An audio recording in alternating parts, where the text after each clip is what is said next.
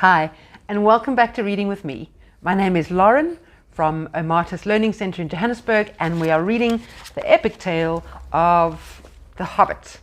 We're moving on to chapter 5. If you have been following us, which I hope you have, this is quite an epic tale, and it really is maybe for older kids, maybe from 12, 13 years old, because it's got some scary stuff in it. But remember, you control your imagination. This author writes in a fantastic way. He's very descriptive. He writes with a lot of figures of speech. So listen out for them. It will make your writing stronger. And listen out for some interesting words that he throws in and the rhythm of his writing. So we're going to be reading chapter 5. And I think, well, yes, if you remember, they were being chased, or they were caught by the goblins in the cave, but they got away because Gandalf arrived, and Gandalf killed the chief, the great goblin. Yeah. And so they got away, but they're still running. They're still being chased by the goblins. And the goblins are faster, and they know the tunnels better. And they can see them because Gandalf has left a little light on so they can see their way. And in the last moment of the last chapter, Bilbo Baggins was knocked out, knocked unconscious. So chapter 5 is called Riddles in the Dark, and this is Bilbo waking up. Let's go.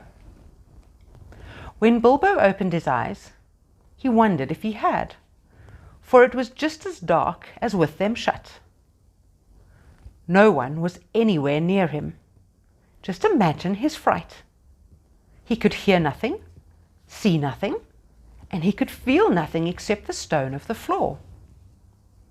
Very slowly he got up and groped about on all fours, till he touched the wall of the tunnel. But neither up nor down it could he find anything. Nothing at all. No sign of goblins, no sign of dwarves. His head was swimming, and he was far from certain even in the direction that they had been going when he had his fall. He guessed as well as he could, and crawled along for a good way, till suddenly his hand met what felt like a tiny ring of cold metal lying on the floor of the tunnel. It was a turning point in his career, but he did not know it. He put the ring in his pocket almost without thinking. Certainly, it did not seem of any particular use at the moment. He did not go much further, but sat down on the cold floor and gave himself up to complete miserableness for a long while. He thought of himself frying bacon and egg in his own kitchen at home. Shame. Bilbo really thinks of his home often. And I think maybe, do you do that? If you're maybe away from your family, do you think about being back in your own bed sometimes? So that's normal. He thought of himself frying bacon and eggs in his own kitchen at home, for he could feel inside that it was high time for some meal or other, but that only made him miserabler. More miserable? He could not think what to do, nor could he think what had happened, or why he had been left behind, or why, if he had been left behind, the goblin had not caught him, for even why his head was so sore. The truth was, he had been lying quite out of sight and out of mind in a very dark corner for a long while. After some time he felt for his pipe. It was not broken, and that was something. Then he felt for his pouch, and there was some tobacco in it, and that was something more. Then he felt for matches, and he could not find any at all, and that shattered his hopes completely. Just as well for him, as he agreed when he came to his senses. Goodness knows what the striking of matches and the smell of tobacco would have brought on him out of dark holes in that horrible place. Still, at the moment, he felt very crushed. But in slapping all his pockets and feeling all round himself for matches, his hand came on the hilt of his little sword, the little dagger that he got from the trolls, and that he had quite forgotten. Nor fortunately had the goblins noticed it, as he wore it inside his breeches. His breeches are his pants, his trousers. Now he drew it out. It shone pale and dim before his eyes. So it is an elvish blade too, he thought, and goblins are not very near, and yet not far enough. But somehow he was comforted. It was rather splendid to be wearing a blade made in Gondolin for the goblin wars of which so many songs had sung, and also he had noticed that such weapons made a great impression on goblins that came upon them suddenly. Go back, he thought. No good at all. Go sideways. Impossible. Go forward. Only thing to do. On we go. So up he got and trotted along with his little sword held in front of him, and one hand feeling the wall, and his heart all of a pitter and a patter. Now certainly Bilbo was in what is called a tight place. But you might remember it was not quite so tight for him as it would have been for me or for you. Hobbits are not quite like ordinary people, and after all, if their holes were nice, cheery places and properly aired, quite different from the tunnels of the goblins, still they are more used to tunnelling than we are, and they do not easily lose their sense of direction underground, nor when their heads have recovered from being bumped. Also they can move very quietly and hide easily, and recover wonderfully from falls and bruises, and they have a fund of wisdom and wise sayings that men have mostly never heard or have forgotten long ago. So the author is telling us that the Hobbit is more able to navigate the caves than we are, big, oafing humans. I should not have liked to have been in Mr. Baggins' place all the same. The tunnel seemed to have no end. All he knew was that it was still going down pretty steadily and keeping in the same direction in spite of a twist and a turn or two. There were passages leading off to the side every now and then, as he knew by the glimmer of his sword, or could feel with his hands on the wall. Of these he took no notice, except to hurry past for fear of goblins or half-imaged dark things coming out of them. On and on he went, and down, and still he heard no sound of anything except the occasional whir of a bat by his ear, which startled him at first, till it became too frequent to bother about. I do not know how long he kept on like this, hating to go on, not daring to stop, on, until he was tireder than tired. It seemed like all the way to tomorrow and over it to the days beyond. Suddenly, without any warning, he trotted splash into water. Ugh, it was icy cold. That pulled him up sharp and short. He did not know whether it was just a pool in the path, or the edge of an underground stream that crossed the passage, or the brink of a deep, dark, subterranean lake. Subterranean, that's an interesting word. So terra, meaning earth, so terra firma is the firm earth beneath your feet, and sub means under, a lower point, so a sub point would be details of the main point. So sub means underneath, so subterranean would be below the earth. So edge of an underground stream that crossed the passage, or the brink of a deep, dark, subterranean lake. The sword was hardly shining at all. He stopped, and he could hear, when he listened hard, drops dripping from an unseen roof into the water below. But there seemed no other sort of sound. So it is a pool or a lake, and not an underground river, he thought. Still he did not dare to wade out into the darkness. He could not swim, and he thought, too, of nasty, slimy things with the big bulging eyes wriggling in the water. There are strange things living in the pools and lakes in the hearts of mountains. Fish whose fathers swam in it, goodness only knows how many years ago, and never swam out again, while their eyes grew bigger and bigger and bigger from trying to see in the darkness.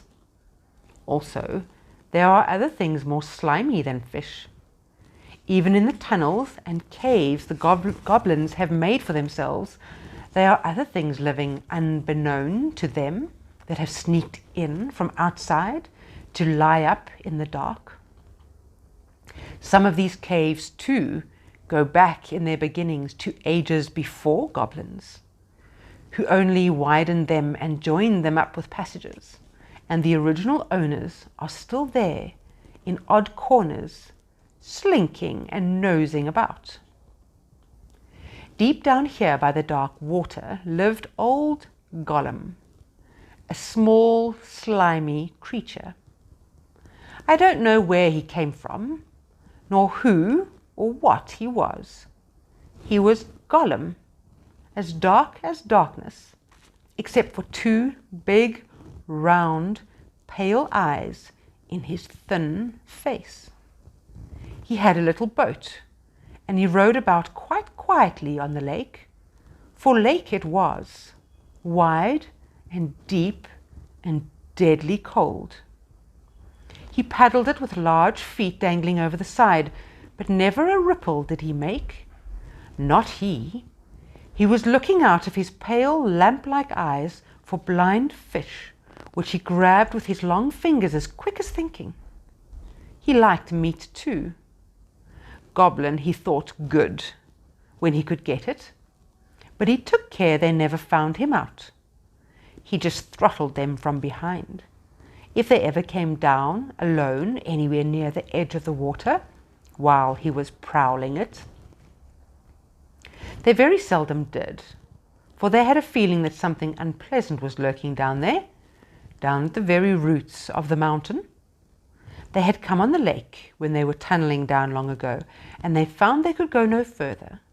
So there their road ended in that direction, and there was no reason to go that way unless the great goblin sent them.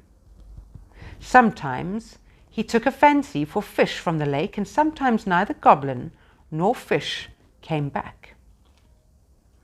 Actually, Gollum lived on a slimy island of rock in the middle of the lake. He was watching Bilbo now from the distance with his pale eyes like telescopes. Bilbo could not see him, but he was wondering a lot about Bilbo, for he could see that he was no goblin at all. Gollum got into his boat and shot off from the island, while Bilbo was sitting on the brink altogether flummoxed and at the end of his way and his wits. Suddenly up came Gollum and whispered and hissed, "Bless us and splash us, my precious. I guess it's a choice feast. At least a tasty morsel I'd make us, Gollum." And when he said Gollum, he made a horrible swallowing noise in his throat. That is how he got his name, though he always called himself my precious. The hobbit jumped nearly out of his skin when the hiss came into his ear, and suddenly saw the pale eyes sticking out at him. "Who are you?" he said, thrusting his dagger in front of him. "What is he, my precious?" whispered Gollum, who always spoke to himself through never having anyone else to speak to. This is what he had come out to find, for he was not really very hungry at the moment, only curious. Otherwise he would have grabbed first and whispered afterwards. "I am Mr. Bilbo Baggins. I have lost the dwarves, and I have lost the wizard. I don't know where I am, and I don't want to know, if only I can get away." "What's he got in his handsies?" said Gollum, looking at the sword, which he did not quite like. "A sword, a blade which came out of Gondolin," said Gollum, and became quite polite. "Perhaps we sits here and chats with it a bit, see, my precious. It likes riddles. Perhaps it does it?" He was anxious to appear friendly, at any rate for the moment, and until he found out more about the sword and the hobbit, whether he was quite alone really, whether he was good to eat, and whether Gollum was really hungry, riddles were all he could think of. Asking them, and sometimes guessing them, had been the only game he had ever played with other funny creatures sitting in their holes in the long, long ago, before he lost all his friends and was driven away alone and crept down into the dark under the mountains. "Very well," said Bilbo, who was anxious to agree, until he found out more about the creature, whether he was quite alone, whether he was fierce or hungry, and whether he was a friend of the goblins. You must ask first, he said, because he had not had time to think of a riddle. So Gollum hissed. What has roots, as nobody sees, is taller than trees, up, up it goes, and yet never grows. Easy, said Bilbo. Mountain, I suppose.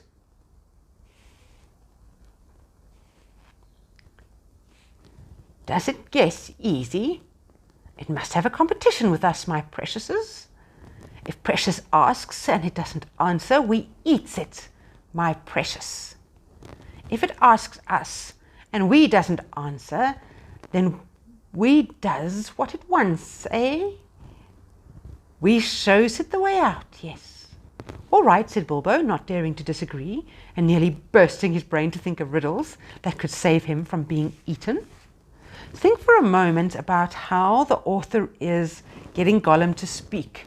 There are a lot of S's. Not only is he pronouncing the S's, so in the book he's putting precious with a couple of S's at the end, but there's does it guess easy? It must have a competition with us, my precious. If Precious asks and it doesn't answer, we eats it, my precious. So there's this sort of slimy, snake-like quality to this character that the author is bringing out through his use of words and assonances, I suppose, this repeated slimy sound. Okay, so Bilbo comes up with a riddle. 30 white horses on a red hill. First they champ, then they stamp, then they stand still. That was all he could think of to ask. The idea of eating was rather on his mind. It was rather an old one, too, and Gollum knew the answer as well as you do. Chestnuts, chestnuts, he hissed. Teeth, teeth, my precious. But we has only 6. Then he asked his second. Voiceless it cries, wingless flutters, toothless bites, mouthless mutters. Half a moment, cried Bilbo, who was still thinking uncomfortably about eating. Fortunately, he had once heard something rather like this before, and getting his wits back, he thought of the answer. Wind, wind, of course, he said, and he was so pleased that he made up one on the spot. This'll puzzle the nasty little underground creature, he thought. An eye on a blue face saw an eye in a green face. That eye is like to this eye, said the first eye, but in low place, not in high place. Said Gollum. He had been underground a long, long time and was forgetting this sort of thing. But just as Bilbo was beginning to hope that the wretch would not be able to answer, Gollum brought up memories of ages and ages before, when he lived with his grandmother in a hole in a bank by a river. My precious, he said, sun on the daisies, it means it does. But these ordinary, above-ground, everyday sorts of riddles were tiring for him. Also, they reminded him of days when he had been less lonely and sneaky and nasty, and that put him out of temper. What is more, they made him hungry, so this time he tried something of a bit more difficult and more unpleasant.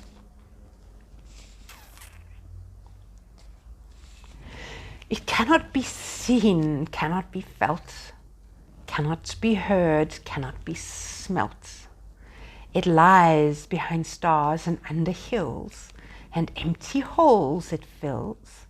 It comes first and follows after, ends life, kills laughter.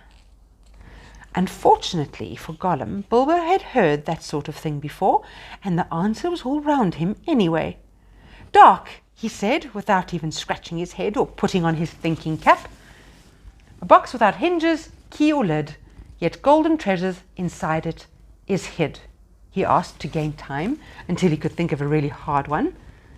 This, he thought, a dreadfully easy chestnut, though he had not asked it in the usual words, but it proved a nasty poser for Gollum. He hissed to himself, and still he did not answer.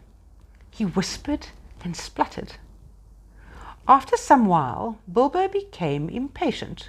"Well, what is it?" he said. "The answer's not a kettle boiling over, as you seem to think from the noise you are making." "Give us a chance. Give us a chance, my precious." "Well," said Bilbo, after giving him a long chance, "what about your guess?" But suddenly Gollum remembered thieving from nests long ago and sitting under the river bank, teaching his grandmother to suck. "Eggses," he hissed. "Eggses it is."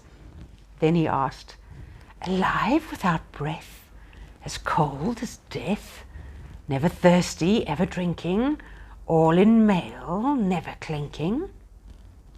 He also, in his turn, thought that this was a dreadfully easy one, because he was always thinking of the answer. But he could not remember anything better at the moment. He was so flustered by the egg question. All the same, it was a poser for poor Bilbo, who never had anything to do with water if he could help it. I imagine you know the answer, of course, or can guess it as easy as winking, since you are sitting comfortably at home, and having not the danger of being eaten to disturb your thinking. Bilbo sat and cleared his throat once or twice, but no answer came. So let's read that one again. Alive without breath, as cold as death, never thirsty, ever drinking, all in mail, never clinking. After a while, Gollum began to hiss with pleasure to himself. "It is nice, my precious. It is juicy. It is scrumptiously crunchable." He began to peer at Bilbo out of the darkness. "Half a moment," said the Hobbit, shivering. "I gave you a good long chance just now." "It must make haste, haste," said Gollum, beginning to climb out of his boat onto the shore to get at Bilbo. But when he put his long webby foot in the water, a fish jumped out in a fright and fell on Bilbo's toes. "Ugh," he said, "it is cold and clammy," and so he guessed. "Fish, fish," he cried, "it is fish."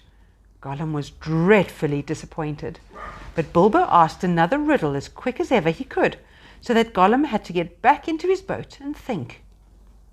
No legs lay on one leg, 2 legs sat near on 3 legs, 4 legs got some. It was not really the right time for this riddle, but Bilbo was in a hurry. Gollum might have had some trouble guessing it if he had asked it another time. As it was, talking of fish, no legs, was not so very difficult, and after that the rest was easy. Fish on a little table, man at table sitting on a stool, the cat has the bones. That, of course, is the answer, and Gollum soon gave it. Then he thought the time had come to ask something hard and horrible. This is what he said. "This thing all things devours, birds, beasts, trees, flowers, gnaws iron, bites steel, grinds hard stones to meal, slays king, ruins town, and beats high mountain down." Poor Bilbo sat in the dark, thinking of all the horrible names of all the giants and ogres he had ever heard told of in a tale, but not one of them had done all these things.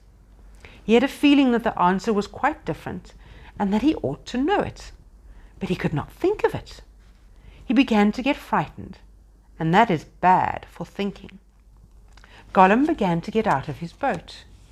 He flapped into the water and paddled to the bank. Bilbo could see his eyes coming towards him. His tongue seemed to stick in his mouth. He wanted to shout out, "Give me more time, give me more time," but all that came out was a sudden squeal was, "Time, time!" Bilbo was saved by pure luck, for that, of course, was the answer. Gollum was disappointed once more, and now he was getting angry and also tired of the game. He had made him very hungry. It had made him very hungry indeed. This time he did not go back to the boat. He sat down in the dark by Bilbo. That made the hobbit most dreadfully uncomfortable and scattered his wits. "It's got to ask us a question, my precious. Yes, yes, yes. Just one more question to guess. Yes, yes," said Gollum. But Bilbo simply could not think of any question with that nasty, wet, cold thing sitting next to him and pawing and poking him. He scratched himself, he pinched himself, still he could not think of anything. Ask us," said Gollum. Bilbo pinched himself and slapped himself. He gripped on his little sword. He even felt in his pocket with his other hand. There he felt the ring he had picked up in the passage and forgotten about. "What have I got in my pocket?" he said aloud. He was talking to himself, but Gollum thought it was a riddle, and he was frightfully upset. Not fair," he hissed. "It isn't fair, my precious. It is to ask us what it's got in its nasty little pocketses." Bilbo, seeing what had happened and having nothing better to ask, stuck to his question. "What have I got in my pocket?" he said louder. "Says Gollum, it must give us 3 guesses, my precious, 3 guesses." And I'm going to stop there. We're about halfway through the chapter, and we have been reading for almost 25 minutes. I hope you've enjoyed it. I need to take a breath and get some water. I will definitely post the rest of this chapter. In my version, we've read up to 75 pages. We're going on to page 76. So I hope that you are enjoying the story. It's actually very similar to the movies. Apparently, when they were doing the movie, the director wanted to keep as close, and Gandalf and those characters wanted to keep as close to the original book as possible. So you might be, if you've watched the movie, you might be hearing it in your head while I speak. And I hope that my Gollum accent is neither too scary nor too silly, and that I'm getting it right. So I hope you join me again for the next part of chapter 5. Happy reading. Bye-bye.